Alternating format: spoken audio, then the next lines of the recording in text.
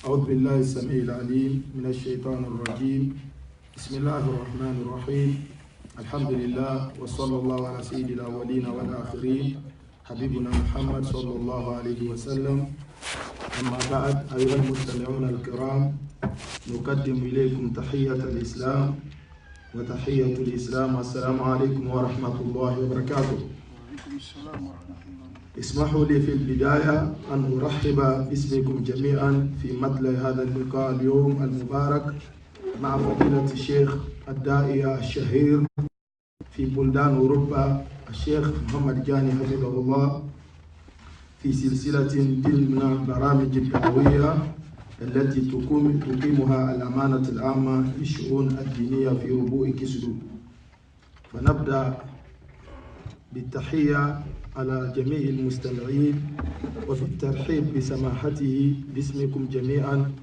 فنقول له أهلا وسهلا بين ظهراني إخوانك في مدينة كسلو،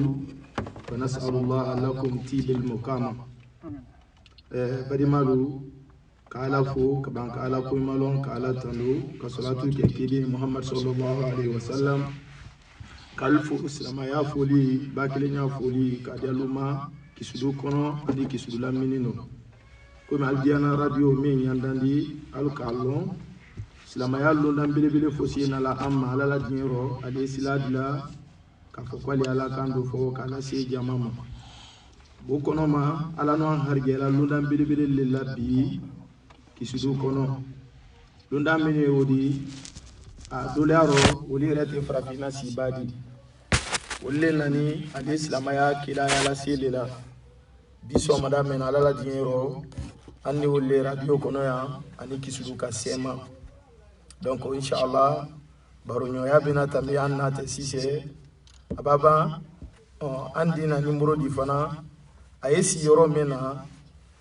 mini afeka hakili soron ka ben yekoluma wol fana ndina woni kadiludi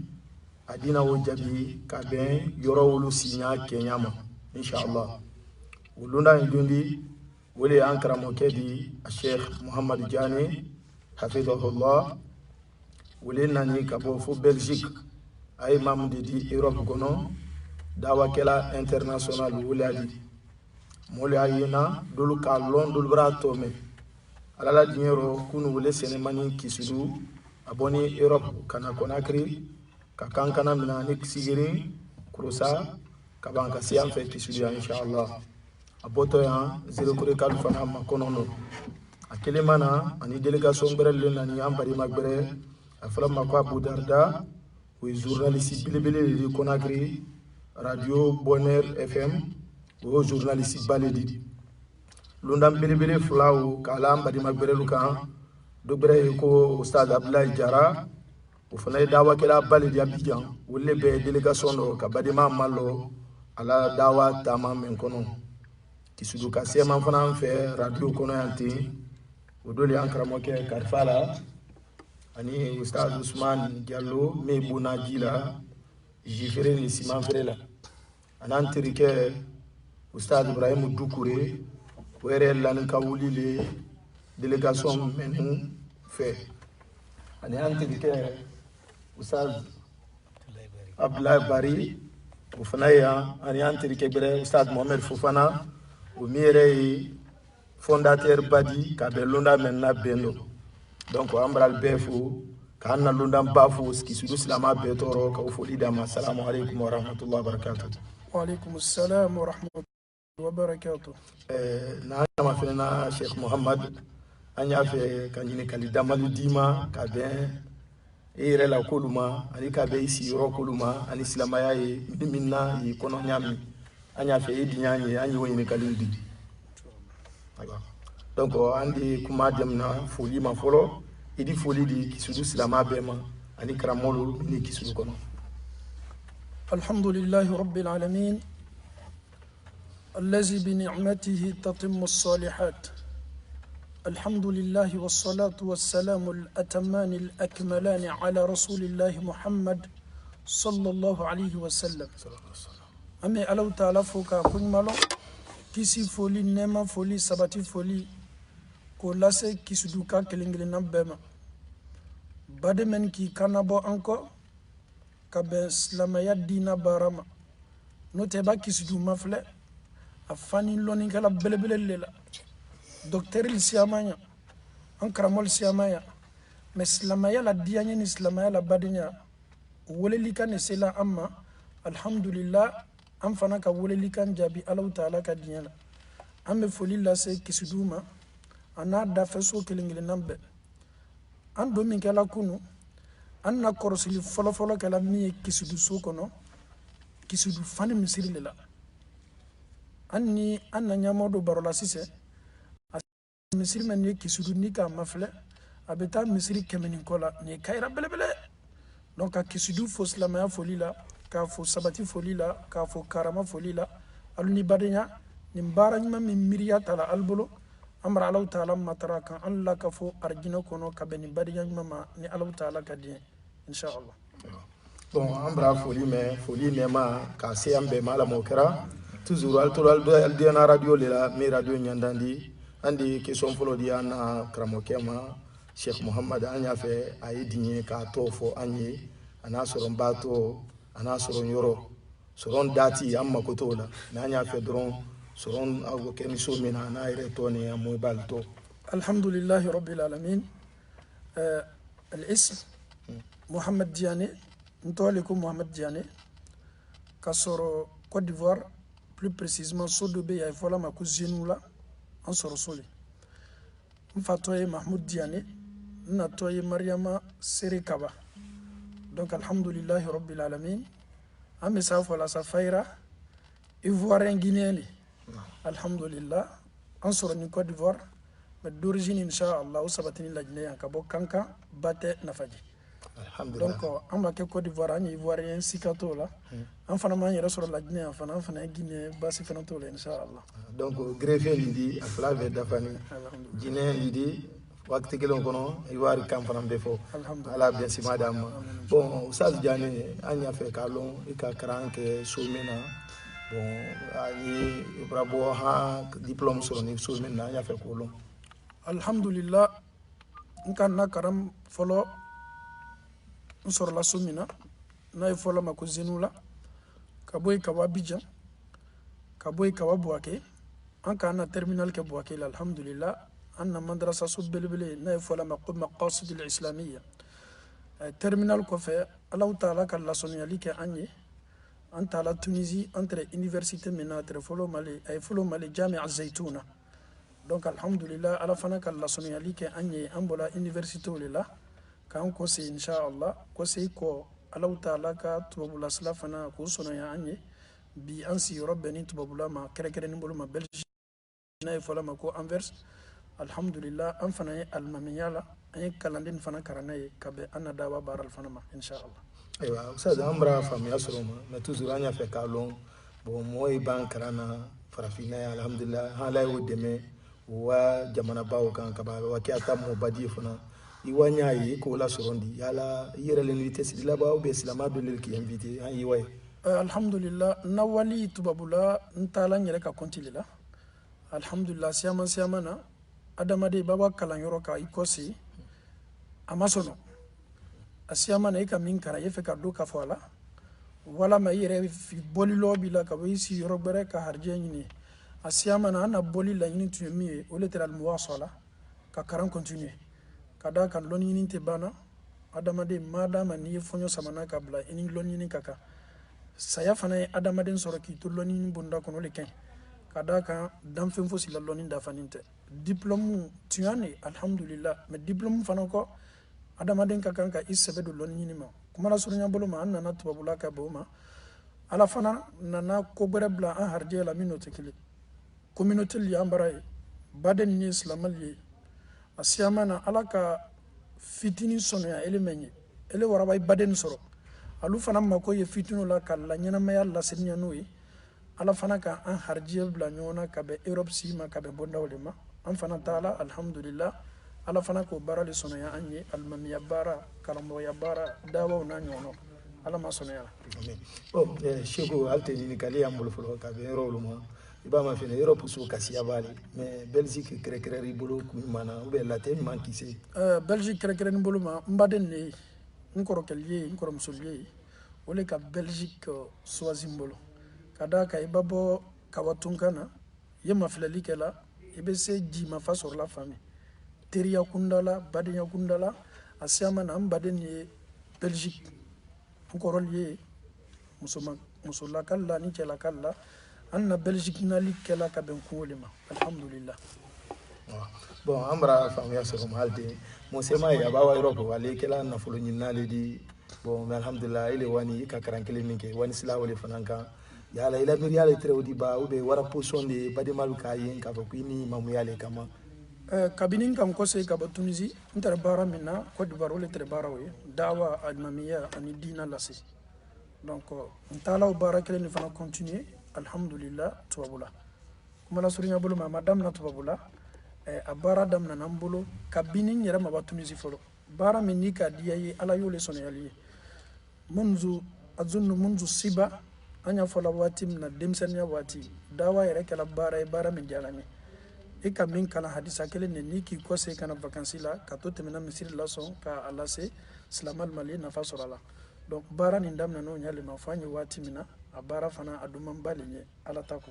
kada kan bara la son here mali ala taala ko korano kono bara jumame min kafsaka adamaden wule kana ala taala ma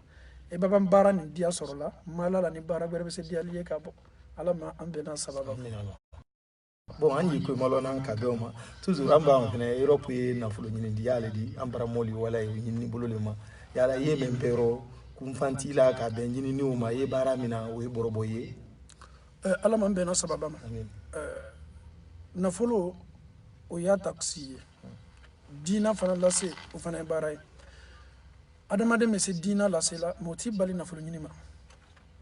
mais alhamdulillah ma ala tano ko sebe anye bara mina ala le ansere tumado anketo fola radio la ya mo siaman tolo yedo ala anyere si fari mina Belgique ani mo men yo communauté kele e bal magni nga kone e balola dar simalo nyere la communauté ni almaminyala e bal magni nga nyen na folo sor la choji nyen na bon sar la choji nya demba ya mademe na choji almalo muna kadaka adamade Allah ta'ala ko qur'ano kono wa man yattaqillaha yaj'al lahu makhraja adamade nislana alanya wala maniki jiseme alaka ala le boda dilme la ko bela ele yera la si kadina bara momen ni bara la asiyama na alla nyana ma titanyo ko foila muna kadaka yiki tawakkal ala la mami fulani kuma makaban balete adamade an nyana ka fo ko na fulu nyini dorane wardi la adamade ma ja bara berebe min fana ka bono be ni Allah ta'ala yera ki imademe aki imademe ka be ale ala ka bara ma côté du kolo ko min ka bono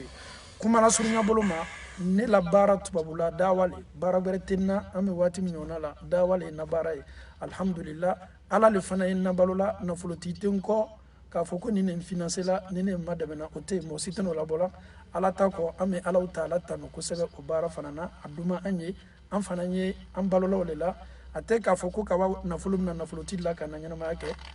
Allah ta'ala bando ame kanga min fo radio la fana ala ya anseri an fana on mène bien notre vie inchallah en Europe en danité dam fem fo ila fana inchallah vraiment embrasser wala halte amaba e di jafa ni galili bon anna to kuma la bana yoro duma si se o nyefe ko le di si la mal si nya Europe mais ka ko wi e bara minati aski c'est le soronaro ka fo ka ti bla dawa bulu mema c'est kanro e mi sorona alama asonela dawa kala benna la seli ite se ala ko la sela kite se soro se ma folo ire masuru nyamol note an nit babul ni nyonte amala tano kabina ni dawa lay fayra kabine 2011 fokana sanyo wati minabi amma convocation sur l'onglesi kabot babul bra ando réseaux sociaux ka an fana beya kalama ka fo réseaux sociaux mafleni momen ni mol wulila kana chini islama aliyan kuma kan namena ali re nana misrilla kana la corosilique espion boloma alhamdulillah on n'a pas de problème avec eux tu en es Allah la nyini men islama mandale mais al fanate amballa na dina kalima anna problem ba ye minye kabe anna dawa ma ole anyere masurunya moy momen konko anye woleli kala ka la se momen ma problem ba ye ni asaboteli annenini amankutu tien atotien ni beye bola milieu kelon le la muna kuma kam ye fola ka alu son ko fo o mandali kodo momen yi wolela ka bo tieni slaka ole ila here natala mais momen yi la tieni slaka ki toy alon ka fo ki juloy adamna alhamdulillah agbala yala ko sebe ka muso ye mesido la ka fo ka mesido dabla ka muso ye mama ya donna ka fo ka yo dabla alu ni diana kolli ko duma balali donc alon ka fo iketo kelela mol keto kuma sama folima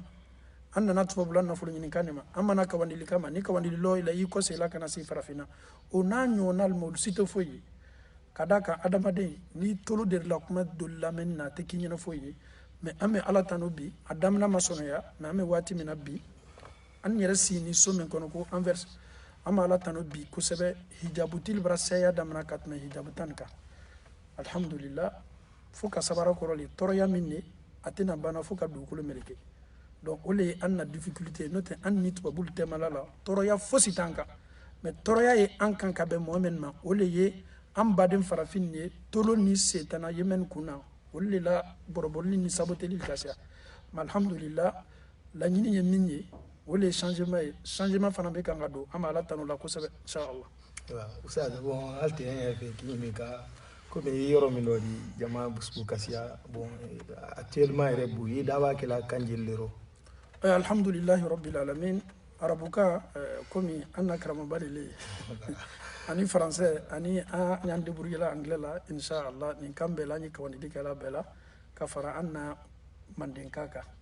arabukan e fola des aiko karanige alhamdulillah ani dawa kala français ro alhamdulillah ani anglais bon manikaka wi sininkani alhamdulillah bon ambara wo famu halte ande encore c'est polo bon anye yini kalila ibla wati dawa men fanana kada mina farafina ha Europe kono bani silamali sinya e ambina kuma o kansise mais anya fe ki mayinika ibra ko nyumande yen ila dawa tando ube ibra ben ko nyumama ube kuma nyumande ibra fuye minki makaba modi hakli so men doro alhamdulillah o kasia o kile fo anya silamali woleli la sunni tele témoignage il kasia ye koko kala la ko son saranyumale dilima mais témoignage kelempeta ambadendo jangaro tole tere jangaro minterala asiamana la jarabili jangaro belemba docteur ko katina bena soit katina bolala alhamdulillah sabarla akankili ajite limba anka yara kala ka fo ala le duwa ujabila ante fosi adama den ko ami madame duwa wula kasi madame na kunla alhamdulillah asiyamana anka zikru do dama zikru bala yarate hadisa zikru le kera ka ben sabati am bamso ko ka tawakkal ala Allah saya kan zikru ko fo tara la nak docteur mara konnane awa min kala hôpital la asiyamana docteur ka yara ka fo ko fo itala donc o ye ko baye dakurunya dama o kala sababu ye ala ka kaniya di musoma donc sawa o min labor la musoka ne fana kan ka sawa ne tede alal mais tumado aji tunteni mais anka musoma de me ka ala ira kala wa yi tawakkala la asiama no du susuma bay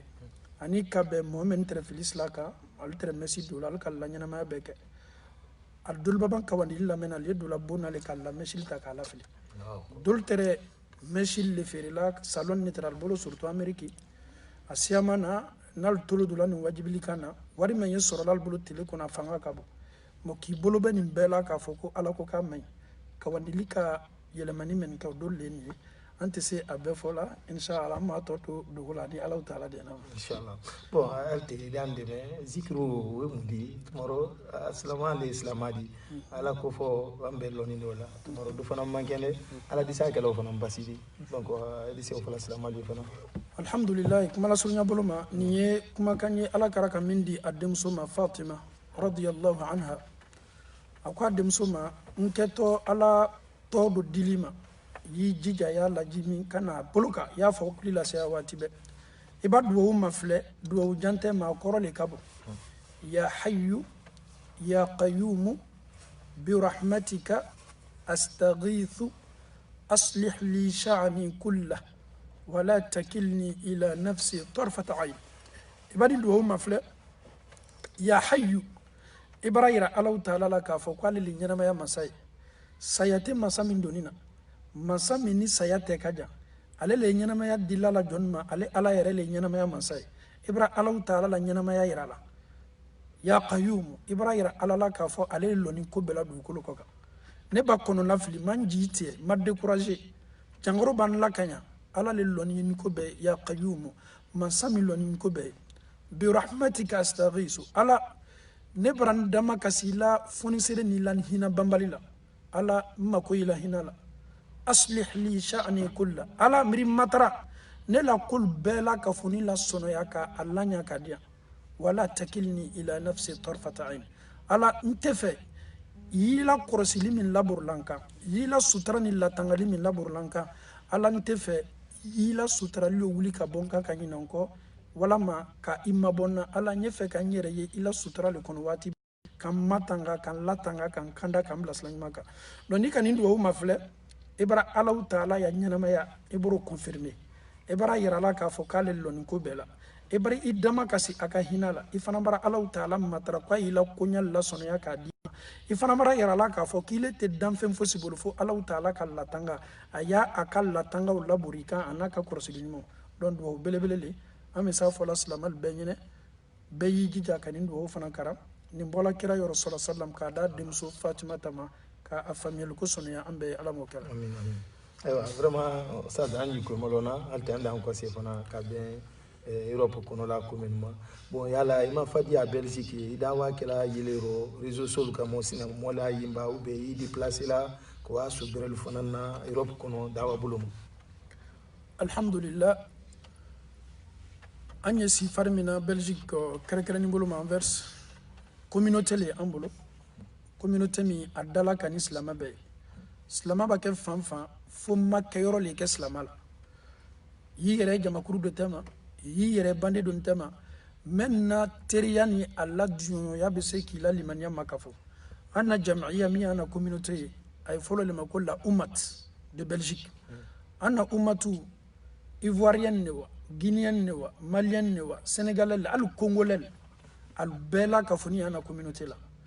communauté ye nyon la kafola ka be muma islamaya bara adamna islamaya allaban islamaya furusiri denguli saya wajibili tafsirul nyonyel miriya bamiyan fanana ole ka misirulo ambara ye misiri mini ande nam marin fana ketu sila ka kawandili la men kokana an ye misiri mena wajibili ye kala arabu kana ay kala français la ne yere le akala français la mais an fana ye fe ka misiri le nyini comme marocain ka misiri nyini arabu kan ne folay turkil fana talla turki kan ne folay afghan fana bara afghan ne folay an fana farafin ne ko fe ko sebe tunkana misiri ko la an fana sela ka mirial faranyoka an fana yan jija ka ko do bla an den na mamarin ne an na tubo bla siye kama kayra bay ni an tay demen mese an no labla la o sokono ka lakka nyonyel kay ka la dama denyal kay den timbe do nyona albeke fabade al nyonte ka bem femma al fal ka femi inisi donc an na misiri ko an yere baram yoro 100 a wari ko nimbe madi folo ni Allah taala sona an ko ninga demel la islam bema ka be misiro barama donc alhamdulillah me ko se kan la question ma nye dawa kala yoro siama Angleterre anya wala alhamdulillah anya wala Spain alhamdulillah anya wala Italie alhamdulillah anya wala Allemagne alhamdulillah anya wala France alhamdulillah an sila ninkele nambela dawa bunda kono wuleli bunda kono alhamdulillah baden fana ye wati be nal makoko nin kasimma nal ka wuleli fana la nanko inshallah anya wuleli jabila ala man be nasaba amin bon cheikhou Europe kono la kasiya yere bara duluke ya kalama mais so men biro yoro man silama ya ki nyakoro bo doni ka fo ala la ambara kam 2000 yani tubabu doni real sebe dina ma doni ala man be nasaba ma an sini famille menye Belgique ya Anversi alhamdulillah madam no ma folo yen silama ya ka andia ko sebe muna adama de sini famille ni la dina kele ila communauté be la dina kele problème talla ibata an soro Belgique Anvers Sissoko kono ibi kale ka fo kany farafinal anya na damadenya baral kala anyi moya baral kala koko ye badenya ni sinji ni islamay ambal ni ta foyima donc yoro folo folo mi kan dia asi fana ma ala tano la ko sebe woli Anversi kadaka ambal ni te ko foyila no te islamay Europe fambe fe ibasi Angleterre ebe musol ye sutra la fo al nyada tuni okoni o lada ni te Europe Europe musol be se sutra tala me ki nyada tu Angleterre be musol ye al sutra ni al nyada tuni misil ye fambe fe misil fana kabo Pakistanel kasiya misil ye fambe fe France fana misil ye fambe fe islamaya be islamal fana be alu seballa islamaya ma fayra Europe sobela ka foni islamaya ye kela islamal bolulonan bolu problem fo itala ika momo banye dina ke ko matunkana kabina ya fa jamana la tumi son dina mali no te fo siti balla dina kelima momen fana ya fola ko tanki nima dolomi kabenene ma nimbeye mana kanne men ni fola ka soro tuata foila ala man bena sababa amin aywa bo shego alti anda anko se ki yininka islamalu sina anda anko se kanai bani yili bake ido yoromi ko kollelo ando akalama dul tulwan na woldini jamana wulukan bo dul doyi dul yere ala moyi donc anyi kuma se man mena tunkan molko mais il est même boni il est calon anya fe kinyini ga silamalu ye di Europe ali vive la di dina ko fana ali wala dina di shaku ala man bena sababa ma anya wati min nabi slamal Europe al naljul Europe iba mafle ni man damate me kuma na mesa fola muslimaya ye kela slamal bolo Europe ke ko nyumana bi katme islamaya me ye kela mbara farafina kalau kuma makaban balu boy de obran mere makabari no akakan kal makaba bana no kolle mako kafiri jamana ole falawati be madam na ningo muslima ya ikela islamal bolo bi Europe ke ko nyumana katme bi momen ye farafina nya fola ka ben dalu yalima alhamdulillah folo e ba mafle ambaraya farafina fambe lajna koto la Côte d'Ivoire koto la Mali koto la farafina fambe fitril façon furusiri bakambra anden baka furula domen ye kala tritika wati dola nya misiri kono almamin tole dola mankanna n'est-ce pas o kala non ni mi ye kala ya fo no o kala do ere andi kala la ko la sabari ko ami kala la sabari o tonyoli fanga est ce que am so ko kiamalo antesi momen ye misiri la nal tole ye dola ni mankanna est ce que am so tonyoli ko antesi momen ye tritika momen ye tritika nalu ye ni sposu kala lulu tole ye dola mankana est ce qu'elle be sen nunu na kiti koro kiamalo antesi bon an baratu babula al nal ka milliard dima milliard yena kana isi slabaka ki keto mamma ya kala wala may keto dongela al nal ka milliard dima ite sonko ke Allahu akbar seriya jamanali Muhammad Sharif alama ala hinanala amin atrenin fola kasoro an malon ka fo kanta to Europe ako ko tubabul bara ala kara jota ki ban selikoma an farafina an barambulo ke selila ka an ba ala kara jota lima ko folo min juma adamade na kolole tonyoli an bara ya an islamaye me tonyoli an bara ibadu ana lofel kono surtout ferraella an ye pièce ferela an ka lon ka fo ko pièce may ma be ban fana ka fere ko na folo ta kanana dimbala balola tubabula no ki sere to bara suke tubabul te islamaye albake fem fere lima defo yala ya fola le kablaka ni ki son ka tani defo ye alhamdulillah ni ko ni ma tanu ya alhamdulillah mais tubabuti ni namara la nyasi ma ka fendo feri ma ka soro defo yala alu tele ni baraso ma donc an men ko kan islamaye an islamite tonyo do ki amalon e la bara le blato e ka moment tonyo ayina tata ka bwala e nanu ka islamaye ke imagine farafina kasoro kiyamalo atena nafanya nama momen do bara aluka tonyoli matanga yalo yorot men islamaya bara senya wolle bara islamaya senya noro tonyoli tei ini momen na bonye nyon kerefe ali la tele manka na selama na ko kiyamaji ni ma maji police le kilito ki sinyo ila voisin ko ki manka ya torola ambara mikro men yeni mikro ye misiril kono église lewa misiril lewa alkodi imanya mikro black ila misiri kono amankanye dans la malma misiri kono mo menye misiri kerefe ni misiri signole ante fe ya toro akela silamaya ma kɛ silamaya église fana na yo nyalema alla micro yedda alla église kono al kana señol toro aluka adamaden su be hakela tanga o le bunda kono fo cel ni cel al ko kol fana to ko adamaden ne kal fana na hakeli muso kol to nal nyabola ngon fe kol fana na hakeli kuma la sunu nyabolo ma aluka hakke su be la tanga al nasoro hakela tanga do be anna dina ka haramya me kuma la sunu nyabolo ma tubabul ka hakela tanga ambara tubabula muso mina harjeni ne akonoma muso demenye kono muso ka kan kana contrôle la hôpital la jana yeji foye no keli parce que deme ya kono dena hakke ka kan la tanga aketo maflela le jangaro mi yedena wala ma jangaro ye muso la ko basi folo jani denji muso kono ma yedeme na folo dole dila muso ma ni muso moyila akakan ko taka o do dena dépenser la karamo ke an ni tubabul be ko mi san ani dugu adamadiya hakela tangala slamal tere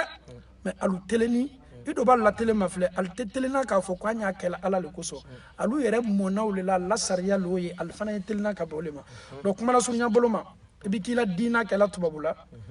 mo hasidiyati la ne keto abu darra hasidiyala to di tubabula ne ye balo mi sorola yo le sorola ne kan so ale tale ne man so ale tale ale fana ki son ne tale ale mi son ne tale beni musaka be fana musaka e dilama bela hake e dilama bela balo e dilama do hasidiyati me do ba maflan bara farafina misrilla allo ni misrilla andu sukun farani ka bonyono donc ramoke ninko bi o anyi wati minabi slama yake slama den bolo tubabula asiyama na anya kela seniya ka katene molka men ye farafina ma fo bansa nga fo ka ben ko le mala ma sonaya amen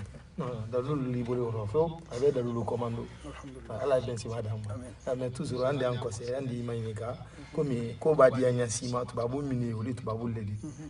anu yere farafinu anu mini fini am badi ma mini yala wala silama yako silama dim fi ma mini bole an silama ya todi bon bana anya dole nere ali Eduardo sur Facebook ra to yere mele sanzi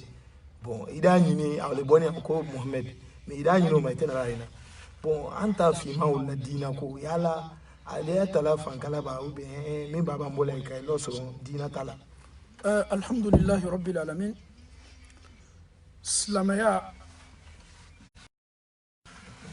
ko damana mamme ni Allah taala ka bense mandi mawla abra kayra bunda laka ne yere fana meto radio bonya amme memol lasu réseaux sociaux ma muna nan kana kawanil da misiri doron kono mo jolle na misiri la mol sini lol la ka fereke mol sini fere la ka mo dolle waya sisla ka mo dolte al jamana mais réseaux sociaux bi ame ala tano ni tubabul tunga lon ka fo ko islamal keton na fa basoro la réseaux sociaux la mala nal tumala bo tiane atieni fanga wara mais ni ka ta ka ke tieni bonda be tieni ngala ni fana ka ta ka ke here bonda be here soro kono réseaux sociaux fe muna fa bay bislamal ma folo karamo men tunga konna ni folo la albebra do la sise ela ila misiri la mo nani mo lolle réseaux sociaux do ni bana damna na isi farle be se mo wa lolu mo wa nani kawandila miniti loru doron kono donc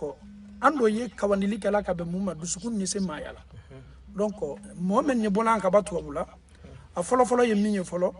ni bena groupe men tislana Allah taala ni o groupe ye tasiru kali kambali abe joika parce que adama de nyon la sula salama baralima donc dolbe ta ben groupe dolma ulto fo ila dolominko asiamana I Canada ala nya saranyama ko moti idunyo to mentala fo nya dala chenya kera yera ko fa en sallallahu alaihi wasallam ko ni manya teri nyinin ko ye parfum ferla ki teriye ebe hera saba sura kono parfum ferla ki teriya bonda kono be se parfum do dilima gratuit wala mani na ni si na ye ka baroke ala yoro suma duma ke to wulani kasa duma wala ma yere be do sambolo do ibe hera saba ndo la kedin soro mais mo men ye tala fela ni ko ki teriye si suma le que tu fais tasuma que tu la fani jenno na nyona donc mo men ye bola an ka batu babula ni ala ki ben si fari mama ki ben groupe mama ki ben jama kurun mama ayima de na bale même misaliata muso men ye binal bere kenime ki boloke dina la alu tamin kala to babula kuraye alu tera groupe men na abetre donc groupe li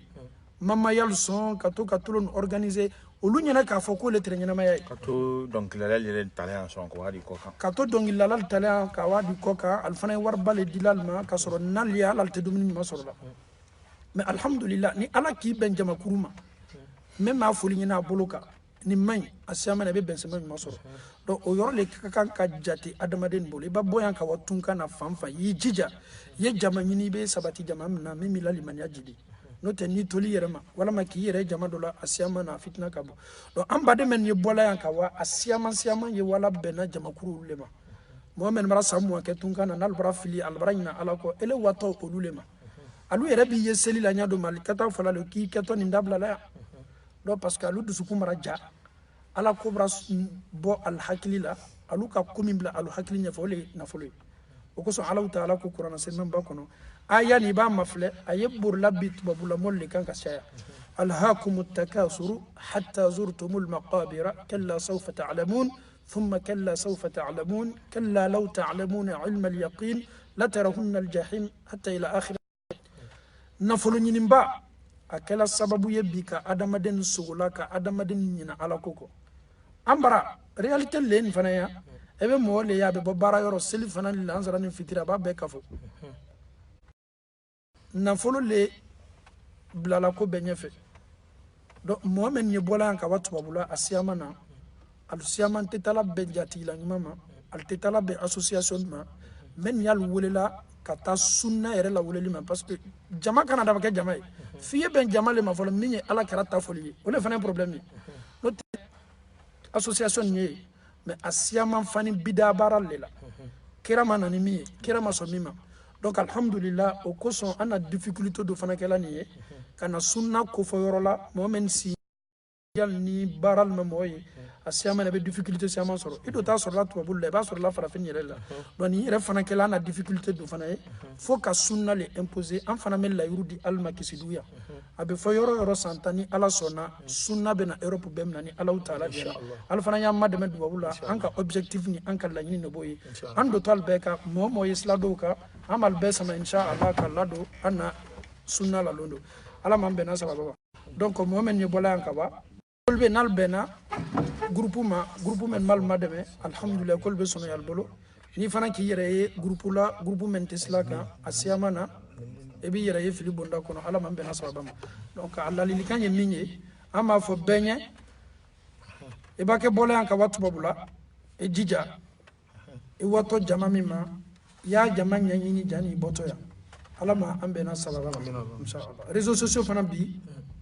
abra mo sema madame dol bi alte groupe la dol yere e groupe dol la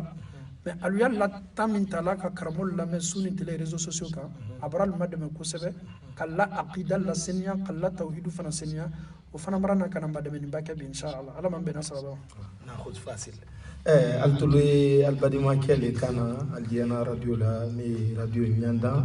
imbra ke sababu di ka kisibu kabo control fliro dina kitil mafanfe ka sabu kala control diadi ambade make an ankra ke ustaz Muhammad Diané mi Belgique mamuyala dawa kala le Europe kono dawa kala international alhamdulillah wole keni lunam badi amfe kisu kono bi kala ankra mo bereluka ani journaliste berelu ay fola men ma ko Abu Darda radio Bonheur FM Conakry ou fane journaliste badi kala badi ma bereluka wolle kumala alwe al tulu wolle la donc andi si ka ira kala inshallah madamina le medi folo bi alebo aliwa misiri bala memba se bara ko bayi ando fo silama le kunu dolu mabo akara ma jona sikatre adena ba tena ba bololo ni karula ro na bara boy aliwa misiri bala bi 15h inshallah alti kabana ko ni ko bayi bi ka bentina la sema akilente kumala mo bere fana nani go bina faraka mi boni Abidjan na mo ankara mo kala Abdullah Jara inshallah katina kumala si andam ko se ana ankara mo ke mati sa andi ni kati bon anya mena ko réseaux sociaux ko mi no mi fola bon imuni muna barala yala WhatsApp ani unyondo email la barala anya ko lon folo alhamdulillah rabbil alamin na bana fola ko réseaux sociaux abele akono Facebook Messenger WhatsApp, Viber, unanyonal. Asiamana anye barakela ulle kono kasaya. min fana kasiyana be wole Facebook ye anna Facebook to Mohamed Diane men tese mo talo kan brafa fayra usannani neni anna page de la kala page Mohamed Diane rappel islam e baba e bolo kunande yorom ne baba klikalo ka e keto video be la donc anye wole kan kasiya am fana kawani dikela na page de kan kasiya inshallah bon ici quoi c'est là Thomas hati ça climat de siatala kallo. OK, alhamdulillah. Na page officielle Facebook tof la le bolo ñere ye min la barala officiellement. A follow Mohamed Diane. Na ka wandi li temeno ka. A flana Mohamed Diane rappel islam. Yen fana na ka wandi li siyama ye temena yeno. Na page loyi. BBC abonné la page au cas Mohamed Diane rappel islam ni Allah Taala sona enquêto film blala enquêto albeila o fana ko fe page brado an bolo men netol la an association na page ay follow mako info umat VZW info umat VZW o yana association page an association page brado umat alhamdulillah o fana ye an association na page ani page berbe alla kalantola men netol la donc o ye an kan ñolle men ka miriya ñumata ka page la ka do to ko fan club Mohamed Diane anana page dolbe mama umat al kasya mais olu ne koninte olu la mais anna ka woni li temena beka abeyele te doro ka bara am bara sona yam bolo ka bara la ka video partager ambe la ñin kele ne ka mais ñere ye page flappé le gérer là Mohamed Diane ani Mohamed Diane rappel islam ñere la page officielle lo li inshallah. Bon Telegram ni WhatsApp yala oui yo kere o numéro mundi Telegram ni WhatsApp alhamdulillah an kan yo ba kan yo kan ole kan WhatsApp ambe tremo karana WhatsApp kan groupe do kan ni anna alfitia groupe men ka ambe la kafo na yifola ma ko funankinin alfitia arabukana o groupe fana bima dalaka la dolle mendi ani anna dolle Amerique ko adama keita alhamdulillah ambe kan on soro ka entre mol karanaka mo bakrol karanaka alhamdulillah ali sino groupe fana me na yifola ma ko alfitia groupe Babou Rayyan groupe fana me alkasia les sœurs musulmans mais bi anya wati mina bi ne yere te groupe ka officiellement ka be muma tantembolo nye groupe siama ka menten kana bola na video ko ni tala kablal ka na siama na tanko so ndese la tan sur la ka ka wandi ke WhatsApp ka anya wati mina bi inshallah ambra fam ya so fonoma toujours ande en hati ça comme anya ina silama dendo le bola ya ko le afa ko Europe na fulu ni buluma e bi miri farafina sinyama donc ko abele man doni wole dollo la bola on mini bola wodi madama silama den le bola al na so nda sine dawate mais la li mandi bolo kadi silama dinuma mini afa ka bo ko le afa ko Europe na fulu ni buluma e kam même fona ni bele ya juma bolo ko le ya ju akuma kasia ala kara sallallahu alaihi wasallam ni ne tara la do ko ala ma antangala bolo ya ju baba sabati la dama dina nyana mayala ibe kebal beke ele sini ki te se dasi kelengela dasi flay ele sini la bonsarati ku ele sini ebe mindi la dema ya mawtiku asiyama na kuma kasia ole ye am blala siyama nan dol nan korol siyama blala bolila an ko ni min fo anye bola wati na malo me yamma kono na mais fana ya lon ka fo ko momen bola kawa aluka minye altesi do o do la fo ko fana fanyele na manya bogo anya lon ko me yamma kono na anye mol photo men yela to bula yoro mal la bu mal kerefe mum mal kerefe ale to yo be wiyalle ye mol ye min kala lillo ni nene la glace yal bulu nenjil yal bulu ni be imagine surtout anya wati min téléphone wati photo pas ta téléphone na téléphone pana photo to la nyama yala an babon yela ka bako karamo ka to fare bara senia kol bara be abolo abara na folo so ale to siye donc ni momi manya ta ko to babula am la likandam na mima am baden be anye tali swazi anye jamana swazi anye antanya swazi anka kan antanya swazi ka be muma slado ko yekote jika slaw anya mabola pepe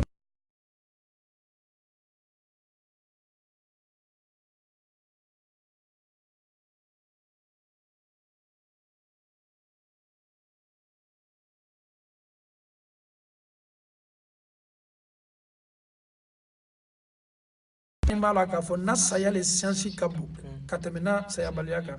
alon ka fo ki kan ka ira maninga donc ame min fo anye jikanta anya arbuluka bara nyuma te alni loni kalal ma kiti lagbayanye ka fo ko momen ne sala jika men ya fala ko se diferele an maso kuma e kalon ki sa to jika ka fala ko jila saya to ko se diferele me ele ka ko min daba kama alon ka fo ko ni maninga libay o kiti neto kiti tigara mo kiti di alama man kon mi fo amba de ni toro yam ni yala do ye muye adu yette min aslam en kan yi ka watu babula asla ali wala li redi momen bulu mo ye ko le passer o liyem mana le kala ni chel di musul bay Allahu akbar mol fur musul e ayo wala e wanye fe ele ko ki muso wato wala me biri dem so labo kay wo idem so momen tabulu ma le kan kam mana su be kala muna atese ka wire plan rosi atisi bana aliye mun fola dem so ko ni ki banti latene dem so do bola ka be muma ko bola le ka waka wado tubabula ko le a akima do muso men ka kasara ni toro ya soro asla ka wole fanga ka ba siama ka konota siama ere ka den soro yi siama fana ni kono do la tubabula an ka siama ni donc o ye akololo belebele o te baran me ante sam baden ni la ni tasla kan ka fo kwanya ma ko ka an kana ke complicité ni slaka sila o mai sila kun tani amai bi amai sini e na bana fola ko den chema o kamere chema fana ko al chanyol le bolana li kalo kuma nyini bale boy donc o sila tali baran mate anya ma bola o men ye fe ka tasla o ka aluka la chenya yene nyanya ko jubali ka antanga ka ba islam ala mo kera ni manya tago visa nyini ni ala ka visa ko suna yewa me i wato jamana mina ko tubabula na folo te karla suna ide molbe tubabula fayra al samwan ete alu samwan ete fayra ali 1000 euros la ni talbulu kontila loko c'est vraiment un gaf saoudi e ala alhamdulillah alu kafsa na lu 1000% muna parce que ya mais c'est la balu sur la ka dobu kan la ka an wuli andiana leri ye ibaban do la to bole braka jone yebi jonya ye dam nana kabini iki sena bo avion kono itati yere ko para le kati bolo ye wuli jona etena do la jona eni den yere la baro fo weekend ni weekend dolbe ka fo kan al musul lesi ka baroke aguleba ele bara yoro muso e bara yoro farkulo brase ele bana ka bara yoro muso bana ka albeseni vite vi nyuma e farafinale mante salo na nyasi vi nyuma ambarali adamadenya boloka ka adamadenya e kanyonye kanyon baro ka bonyona kanyona ko ladiada ayere yere le farafinale wallahi imma vi min soro farafinale tena soro la dunya yoro sifu ka sayasi Allahu tubabule babando lai i yere ni mo minye kono ke albela kono kele albesi ka fayra karo wora kal nyama la nyoga muna tante be occupeni e ameto occupation ni la don sa abina kananta e nyana ma ya fana dia fana munye fana anye si ka nyom mafle ka adama de yake an kunni somi na converse amra an la doni farafinama an kunni sila siama na kana adama de yake tuyana mais anyo kuma na general le ka farafina nyanamaya nyuma farafinali fabadenya nyuma farafinali dususuma nyuma farafinali ni bolokolonya te anka farafin yere ni boli manka ite damme ni kunkorota ni kayira so nyanamaya fo ila fo farafina nyanamaya tubabula inyo ba kemale albara inyo milliard albara aluka milo do bara fiye barale ni barala alhamdulillah ni fana ma bara belayale surtout sabaku belaya fana me momen me ni sabetalla ala tese dasi kelengela dasi flay sanyirika al tese foila nan masi al do la salona bi al wetasi al jumbere la salona e kame ko ngeto bosra la barale to al fana yali yere mayto o fana kasiye ko sebe mais ni réalité dolbe molta kalama mol nyana ka foy baban dola tubabula ka ba kayra bunda baralaka subhanallah e baban dola tubabula yere problème le bran nawi mol ye baralay alu sarakay alu sara dol po manana ministre saraya mo dol be se bara to bula ka 1500 ta o ere ka do dol ma al dol ye 2000 euros tala 2500 euros mais wallahi karube sawati wa ta le jibile tala ka balo Allahu akbar mais ya ebe mo ye ya fayra $200 ou $300 salaire le boy dolta masola mais ale bala bon sarawla abala deba la balola abala karo musaka bola abe bafana ka dola mandi na folo siya ni teme fitini men yibolo ni baraka balole ka bona be iba maflali ka na lulma ya am falka musulmani neta lufani den kasya mais an falma 1000 euros bien 1000 dollars tiya ketelegele ali bola so ma ka wakene ma fo ital bolo mal bal ko si baraka taral fe fitini bi soroto albin albe demba ya la balola mais an ye wati mina bi molli na fulu basor la me baraka fo itala an ye wati mina bi surtout tubabula iba bara la kwa ye sarabata la o fana programme problème mu yo ko fanga ka bona be donc fo anya lone ka fo ko tubabula arginete anya lon ka fo ko tubabula nyanama ya gbelem bali tuyale an men marake asila e nous sommes condamnés parce que baba fola ka fo ka gbelema mon ka to fola ko ile sini mu nyini nay on no tenyo islala adama de alon ka fo ye famille fitini menye albolo kisiduya alu ya sarani men sur la kisiduya alu jija alkono blaka wa yorola da inshallah kisidu kal momen toloye anani wati nyona la dal sini lo fella ani kisidi da fe subela ye wala farani furula ka wala baramenke yesini la dema ya la balola I wasal do la ye sabaro koro o le daily menyumay I raba maflet babula baramen ye kalambolo a 90% yere harje sur la baram na be haram bara nella nimala kisidu ya islamal tena sona ka baraka ko so sufiro otekela mais islamal fabaden ye barala wala la kasiya islamal fabaden ye barala dolo felo yoron lela islamaden fabaden ye dolo le transporter la ole kasiya ye tubabu islamatali niko kita la baraka furi ki kosi aluma ala ko lon alu ye barola ko so sobole la ni fana na barala le fait ka livraison ke keto ko so sobole transporter la e bana la restaurant na ka baraka to dolo le servir la alu mi kilile le rele nana do ka yira ka foko adama de anka kan kasla Allah taala nya wallahi nye min fola tubabu le baslama den kemela bo mo men na bara ni haramun taala mo kemo tema tumado mo fla be mo saba e kalo te fola nyane ande mo na folo le tala ka fannan na Nigeria olu fana ta nyi nande baraj bana alu ma ko fo itala ndem ko ni yalla na ma doro me an cité an den manyi ngala ye bara la munay momen islana alanya alu bana bara ke ko matubabula entreprise de la go haram bara be parce que islana alanya ndu yanka do be nta jamu nta to fola me ma jamu fo kanti ay islana alanya awala interim na bara nyi yoro aluka bara dama awala bara yoro adomi gala bara yoro fayla leri fla ayo kala bara yoro aka fenye bara yoro la femi haram yenbe e kalo ye ko sesebo le la tamina watibe fiyo ibolo blole la ko la bara ale la limanya ka madema ko katisi aka bara la lo alutu ga bara samara ni femi dama ko ta kwa na toka na naye interim ni bureau men ni Muhammad ben barakula andana kana sal ko ya ko alala nga bara la lo parce que fenyi na bara yoro la na dina ma son femema alko ma ko ko beyo le kala le alo ko kwale la dina le maso ama o le sala na la nye no te siama ne be nye wati mi wona la ta amba de ne bara la ko so sobola ale to la ere ma isa biro kelon la modul bara yoro dol ka wole li ke ka interim kili kwal no ko e modul la bara la bureau mol ko ayna ko ako bara bara proposer ki wa ka wo mafle akado min toy ala nya saranya ko son ala ka bara la tiaye bara mi halala bara le afana yala seli kala yoro la alu yara fana juma be kala Allahu akbar mais momi mese wakalla o liman yasuma tubabula nya fola nani ko ibe mo kemela lo ko bara ye bara la ko haramu yala ko ya bulu ka mo keme utema mo mim keto diena ka toy ala yara ko so mo keme tema atemo lolbo parce que anu nyana le ka fo kuna nga memblante na bara bara solo ole yankuna anyina nin ka fo ko ala ko ni islana le ala nyabi boda di maka harja nyuma di maka sababu madima oli man nyale do yani mi anna no te tubabu la bara men ye kela mol bole abete de me bara majou haramu ya be kono ala da itesela ala batula ke jama seli fana ni lanzara ni fitri bi ko se ke to kela donc ulu les réalités li be ko ni te doli alla seli kela la bara yoro la doli bara la halala la mais majorité ni reka jamana si nyama fles la jamana taw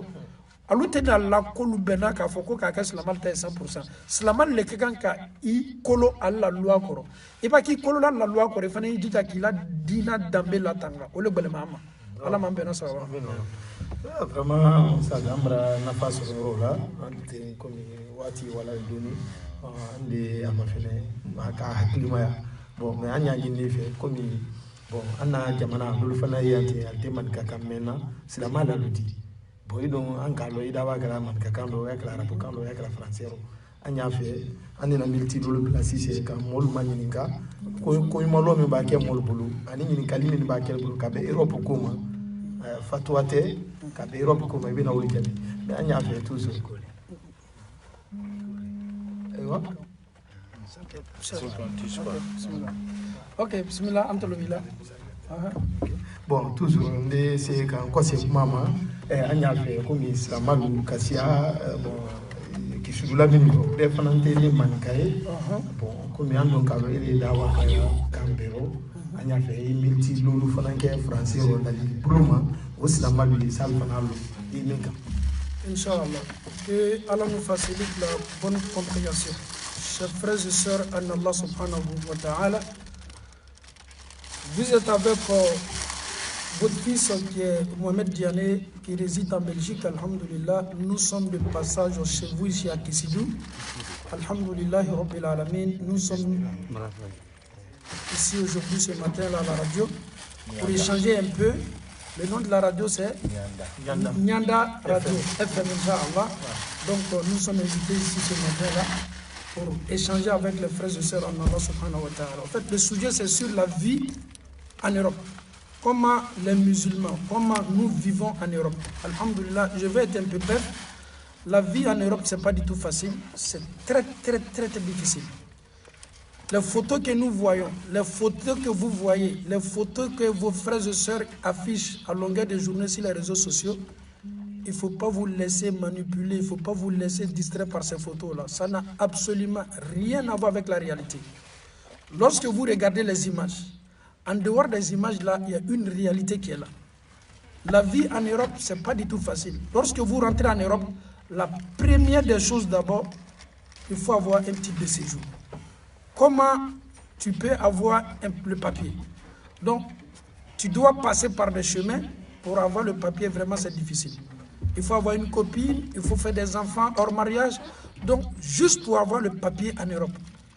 tu te vois dans des situations très délicates et aussi tu vas te diriger vers des situations aussi qui ne sont pas du tout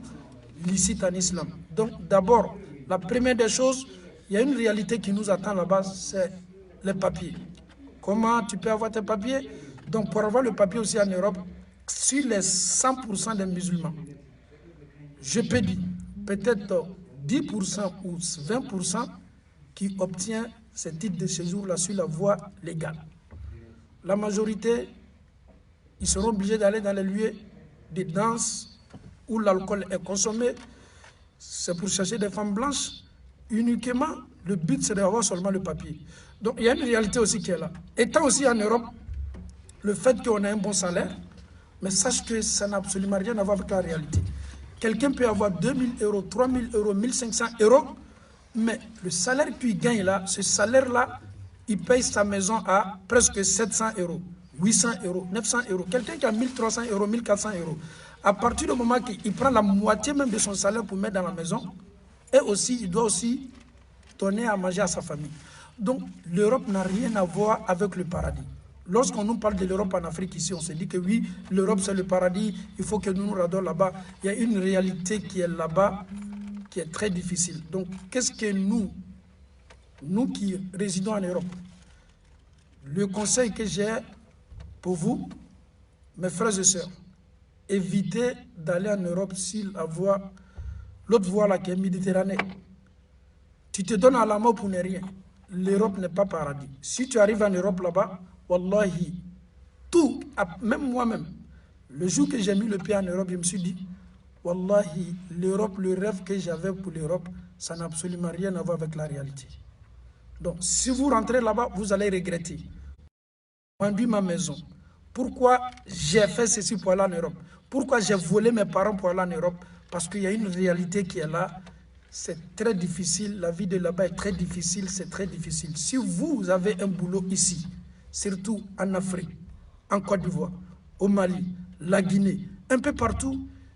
il faut te contenter de ça. Le peu que tu gagnes ici, que tu arrives à manger, à nourrir ta famille, alhamdoulilah, il faut te contenter de ça.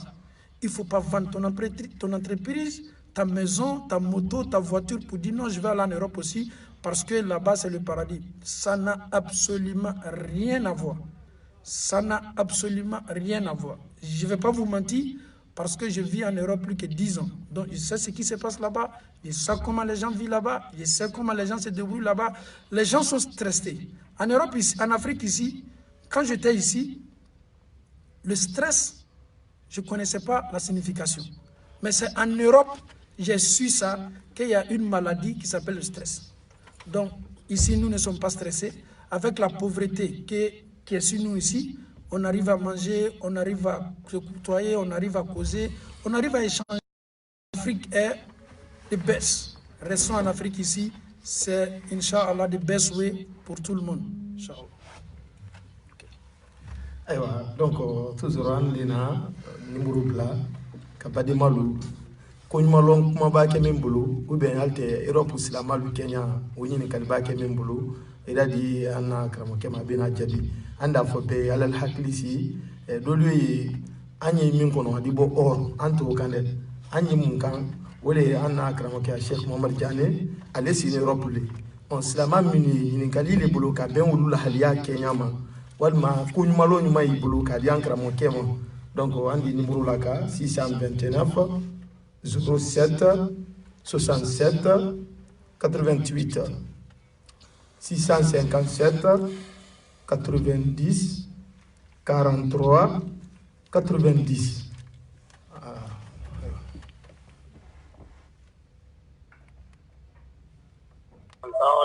wa alaikum salam wa rahmatullahi wa barakatuh. الحمد لله